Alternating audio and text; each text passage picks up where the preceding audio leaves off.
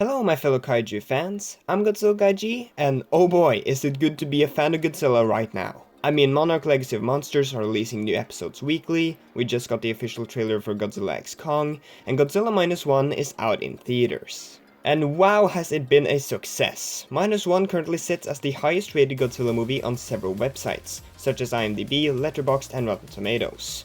Critics, audiences and kaiju fans all love it, and it's truly beautiful to see. I mean, I've seen it, and does it deserve all the love it's been? Yes! But you already knew that, didn't you? As I assume most of you have already watched it yourselves. And if you haven't, then go and watch it in theaters right now. Trust me, you won't regret it. Also, spoilers for Minus One. Obviously. But anyways, originally I was going to just make a normal review for Minus One, however I don't really have anything to say that everyone else hasn't already said, so instead I decided to do something a bit different from what I usually do. You see, Godzilla Minus One is special as no other Godzilla movie has made me feel quite like how I felt after finishing Minus One, except for the original Godzilla. Now at first that may seem weird, right? Over 30 movies came out in between Godzilla and Minus One, and several of those I have loved just as much as Minus One. Films like Godzilla vs. Destoroyah, GMK, and Final Wars are all fantastic Godzilla movies that I have nothing but praise for. And yet, none of those left me as floored and strapped to my seat quite like Minus One did. So why is that? And after having thought about it for a bit, I realized why. Because Minus One brings the Goji franchise back to its roots, to the foundation that was planted back in 1954, and that the rest of the franchise has somewhat strayed away from. Let me explain. Example A. The tone and themes. The original Godzilla is notable for its dark tone and its themes of nuclear weapons. I mean, heck, in the movie Godzilla represents the atomic bomb as well as the destruction and suffering that weapons of that caliber causes. The movie was made as a reaction to the bombings on Japan at the end of World War II, and the tone of the film reflects that. It's a dark and depressing movie that shows us the consequences of using such weapons, and the scenes of the innocent civilians suffering is something that will stick with me forever. Godzilla is a movie that leaves you thinking about it long after you watched it. But then, something happened. Godzilla was a roaring success, so much so that it got a sequel less than a year after its release. And it's with the 1955 movie Godzilla Raids Again that the change in the Godzilla franchise began. Raids Again is a far less serious, less dark movie than its predecessor, and this is something that the rest of the series going forward would continue. As the Showa era went on, it became more silly and over the top, and turned Godzilla from an unstoppable force causing destruction to mankind into, well, basically a superhero.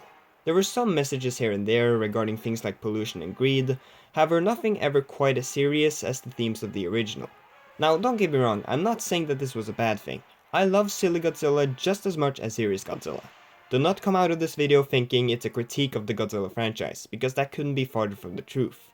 I love these ridiculous films. However, my point is that the series has strayed away from the tone and style of the original. Even in the later eras, Heisei, Millennium and Reiwa, despite them being a lot darker and more serious than the Showa era, and some films like Shin Godzilla having messages and themes to tell, they were still more focused on monster fights and spectacle as opposed to the depressing story of the original. Again, I'm not saying that that's a bad thing, it's just an observation, okay? Calm down. However, then Minus One came along, and brought back the dark tone and heavy themes that made the original so good. Minus One shows the consequences and suffering brought on by Godzilla's attack, and we're not just watching a city getting destroyed using CGI, we're watching innocent people being slaughtered by a force out of their control.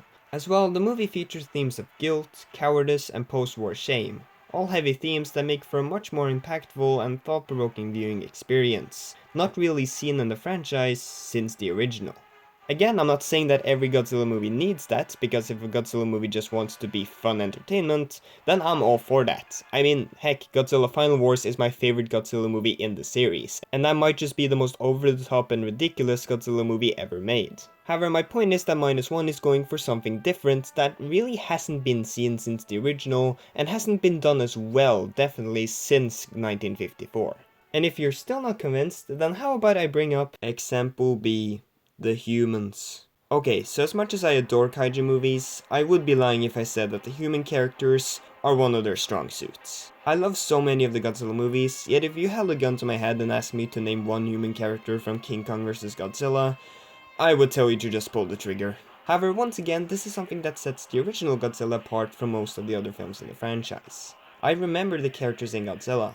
I remember Hideto and Emiko and the relationship.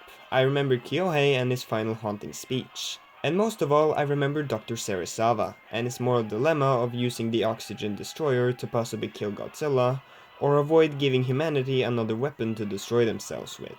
To me, these characters and their scenes are just as memorable as Godzilla himself, and to me, the human drama is what makes Godzilla such a masterpiece. And while some movies in the franchise since then have had fun characters that I enjoy watching, none of them have done it quite as well as Minus One. The human drama in Minus One is always engaging, and makes the human scenes just as investing as the Godzilla ones, just like in the original. Koichi is one of, if not the best human protagonist in any kaiju movie ever. The film does such a good job of fleshing him out and showing us in detail his guilt over surviving the war and failing to save those people on the island.